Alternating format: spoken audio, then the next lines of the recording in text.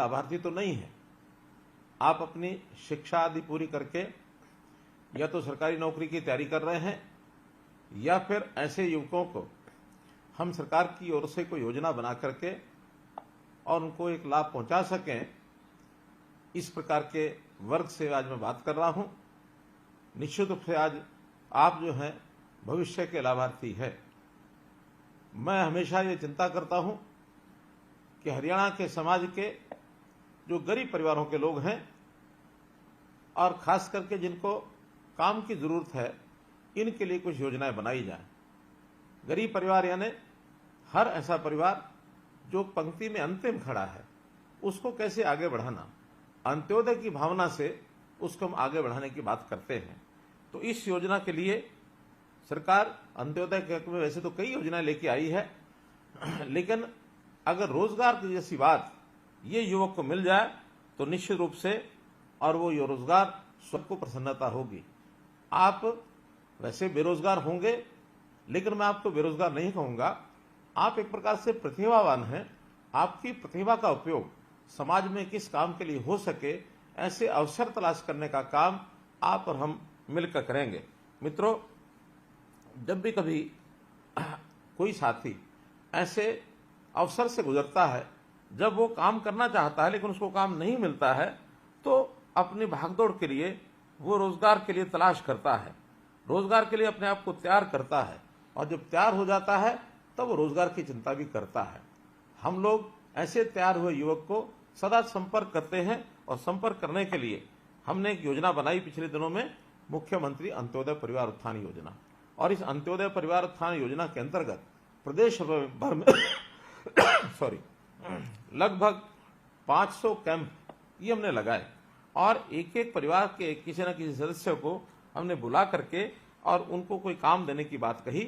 ऐसे परिवार जिनकी आय 1 लाख रुपए से कम है, हो सकता है आप में से भी किसी को उस कैंप में जाने का अवसर मिला हो सकता है आप न गए हों, लेकिन हमने ऐसे अपने कैंप लगाकर लगभग 50,000 से ऊपर ऐसे युवाओं को और बैंक से लोन लेकर के दिलवाया है, ताकि वो अपने पैरों पर खड़े हो सकें, स्वावलंबी होकर और अपने काम को आगे बढ़ा सकें।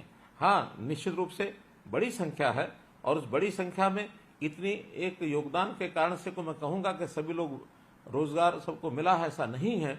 आज तो मैं प्राथमिकता के तौर पर ऐसे युवक जिनकी आयु 24 साल से 36 साल हो गई है, जिनके परिवार की आय 1 लाख रुपया इससे कम है, और जो ग्रेजुएट्स हैं, ग्रेजुएट से इससे ऊपर हैं, ऐसे जो बेरोजगार लोगों को, जो हमारे युवा साथी हैं, भाई बहने हैं, उनके साथ बात करने के लिए मैंने योजना बनाई।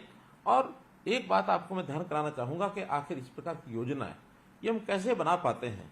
आपको ध्यान होगा, हमने एक नई योजना यूनिक पूरे देश भर में, हमारा अपना प्रांतीय हरियाणा, जहां हमने परिवार पहचान पत्र की इस योजना को लागू किया है। परिवार पहचान पत्र के माध्यम से मैं आप सब लोगों तक पहुंचने का और एक रास्ता बना पाया हूं। जो लोग इस परिवार पहचान पत्र की आलोचना करते हैं, वास्तव में वो इन व्यवस्थाओं को पसंद नहीं करते हैं, क्योंकि उनको पता है कि एक बहुत आसान तरीके से प्रदेश में किसी भी व्यक्ति तक पहुंच बनाई जा सकती है, प्रदेश के किसी व्यक्ति से हम बात कर सकते हैं।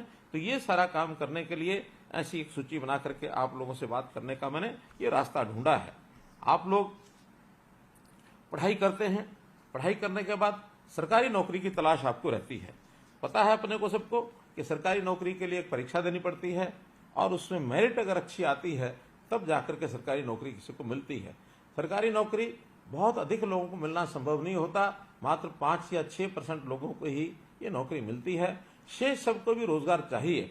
तो उन रोजगार के लिए हम लोगों ने ऐसी कुछ व्यवस्थाएं की हैं कि स्वरोजगार से आप लोगों तक पहुंच करके, रोजगार मेले लगा करके, कहीं स्वरोजगार के साथ अपना व्यवसाय करने का, या कहीं मानो प्राइवेट नौकरी के लिए भी आपको तैयार किया जा सके।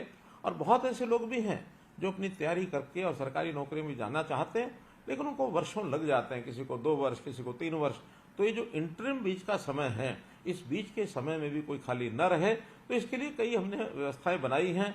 चाहे उसमें HKR के माध्यम से हम जो उनको जो एक आउटसोर्सिंग की नौकरी ये दिलाने का काम करते हैं, या कहीं वो प्राइवेट नौकरी करता है। तो इस प्रकार के काम से हमने तो यहां तक भी युवा सक्षम युवा जो योजना चलाई, जिसके अंतर्गत नौजवान कोई भी अगर स्नातक होता है तो घर खाली न बैठे, बल्कि उसको महीने में 100 घंटे का काम हम दे करके उसके लिए भी 7,500 रुपया, 9,000 रुपया ऐसे हमने योजना बनाई, ताकि कम से कम आगे बढ़ने के लिए उसकी जेब में अगर कुछ पैसा होगा तो निश्चित रूप से काम कर पाएगा।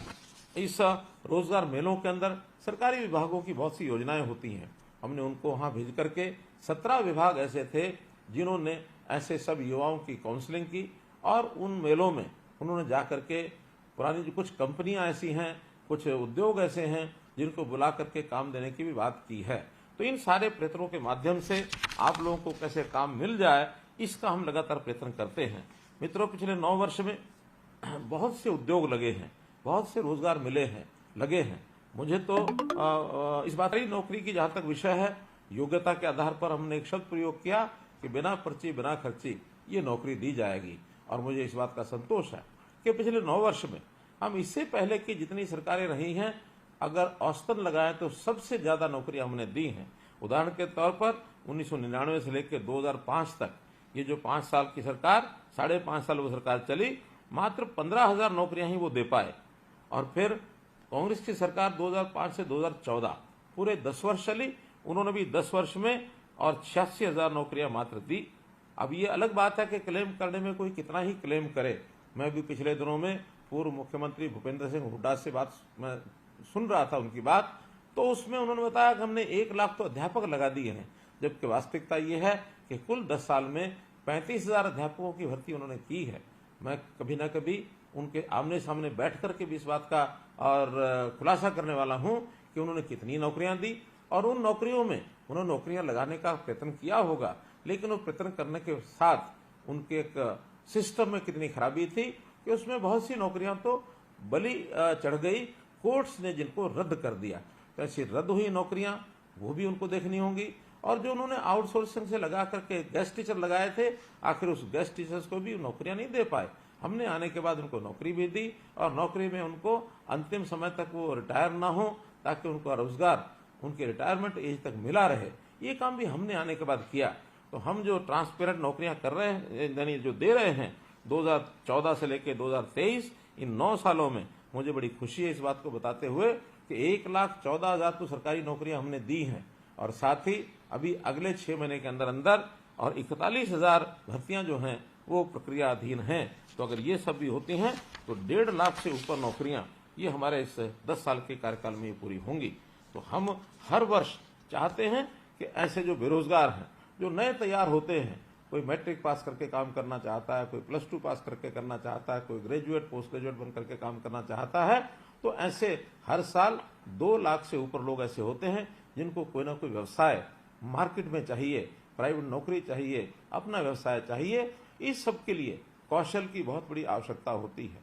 हमने कौशल विकास कैसे हो, इसके लिए हरियाणा ने और एक श्री विश्वकर्मा कौशल विश्वविद्यालय, आवेदन नहीं करना पड़ेगा, पढ़ाई के बाद एक ही बार आवेदन करेगा, और जो परीक्षा देगा भी सही तो 3 वर्ष तक लगातार उस परीक्षा का परिणाम और वो जो है एक प्रकार से उसको मान्यता दी जाएगी। उसमें से कभी भी 3 वर्षों में उसको जो नौकरी पर मिल सकती है। हाथों हाथ जिनको नौकरी मिलेगी उनको तो सरकारी नौकरी में पक्के होंगे ही। जो ऐसी जो परीक्षा सीईटी की होती है उसमें हमने एसकेआरएन के माध्यम से भी ऐसे जो परीक्षा दे चुके लोग हैं सीईटी में, उनको 10% मार्क्स अंक अलग से भी मिलेंगे, ताकि प्राथमिकता के आधार के ऊपर उनको जो है नौकरी दी जा सके, क्योंकि उनकी आवश्यकता बहुत अधिक है। बीपीएल के जो परिवार हैं, ऐसे परिवारों को 5 अंक अतिरिक्त देने का भी हमने प्रावधान किया है। और इन 5 अंक के कारण से बहुत से ऐसे जो विद्यार्थी अपनी गरीबी के कारण से शायद कंपीट करने में उनको कठिनाई आती होगी, तो इन 5 अंक लेने के बाद वो एक अच्छी कंफर्टेबल पोजीशन पर ये आ जाते हैं। ये भी हमने इसके अंदर जो है ये काम किया है। तो मित्रों, हमारे यहाँ जो भी कुछ योजनाएं बनाई गई हैं, इन योजनाओं में अधिक से अधिक लोगों को काम मिले। और एक नई चीज, आजकल इंडस्ट्री ऐसे युवकों को तलाश करती है जो नवीनतम तकनीक के अनुसार उद्योगों की मांगों को पूरा करे। तो इस प्रकार कुछ युवा ऐसी पढ़ाई करने के बाद उनको अप्रेंटिसशिप, इस एक योजना का भी लाभ हम दिलाते हैं। हर प्रदेश में फॉरेन कोऑपरेशन डिपार्टमेंट, एक विदेश सहयोग विभाग ये बनाया है, ताकि इस प्रकार के जो युवा हैं उनको एक ऐसा अवसर हम दिला सकें कि विदेश जाने का तरीका साफ सुथरा और एक मान्यता प्राप्त जो रास्ता है उसके माध्यम से अगर वो जाते हैं तो इस में से जालसाजों के जाल से उनको बचाया जा सकेगा। अभी हमने जो रोजगार लेने वाले जो विदेश में जाने वाले युवक हैं उनके कॉलेज में पढ़ाई के बाद मुफ्त में पासपोर्ट देने की व्यवस्था भी की है। मुझे खुशी है बताते हुए कि लगभग 27,000 पासपोर्ट और ये हमने इशू किए हैं जिन लोगों का कोई अपना पैसा एक भी लगा नहीं है। हरियाणा में हमारा जो पुराने जो इस प्रकार के दस्तकार लोग हैं ऐसे दस्तकारियों की सिखलाई ट्रेनिंग करा करके कौशल विश्वविद्यालय के माध्यम से सर्टिफिकेट दे करके ताकि वो काम में उनको सुविधा हो सके, इस योजना को भी हमने चलाया है। जो देश में एक नई राष्ट्रीय शिक्षा नीति ये लागू हुई है, इसमें भी शिक्षा इस प्रकार से दी जाए जो रोजगार परक हो ताकि उसके माध्यम से हम शिक्षा के माध्यम से रोजगार को प्राप्त कर सके, एक लाभ भी दे सकेंगे और अपने परिवार को भी ठीक से हम पालन पोषण उनका कर सकेंगे। मैं आप सबके लिए आपके भविष्य की शुभकामना करते हुए अपनी बात को समाप्त करता हूं और आशा करता हूं कि आपको जीवन के इस पड़ाव पर अगर आप अभी तक कोई काम नहीं करते हैं तो जिस भी प्रकार का कोई आपको काम मिले, चाहे सरकार की सहायता से मिले चाहे बिना सरकार की सहायता से मिले, काम करना प्रारंभ अवश्य करें। छोटे बड़े की चिंता न करें। आज कोई भी जब आप काम करेंगे अवसर मिलने पर निरंतर उसमें आप बढ़ते चले जाएंगे। इसलिए खाली रहने के बजाय कोई काम मिल जाए उस काम को करना चाहिए।